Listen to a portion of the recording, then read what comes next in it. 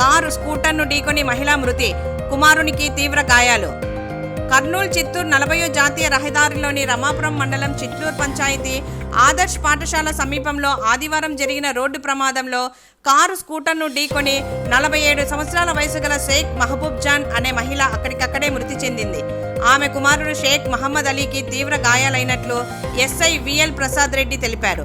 పోలీసుల కథనం మేరకు వివరాలు ఇలా ఉన్నాయి. రమాపురం మండలం గువ్వల చెరువుకు చెందిన షేక్ మహబూబ్ జాన్, ఆమె కుమారుడు షేక్ మహమ్మద్ అలీ ఆమె కుమార్తె వివాహం కోసం పత్రికలు పంచడానికి రాయచోటికి AP 04BC2692 నంబర్ గల స్కూటర్లో గువ్వల చెరువు నుంచి రాయచోటి వైపు వెళ్తుండగా మార్గమధ్యలోకి ఆదర్శ పాఠశాల సమీపానికి వెళ్లగానే రమాపురం మండల కేంద్రానికి చెందిన సెల్ పాయింట్ భాస్కర్ కారుతో రాయచోటికి వెళుతూ వెనక వైపునే ఉన్న స్కూటర్ను ఢీకొన్నారు.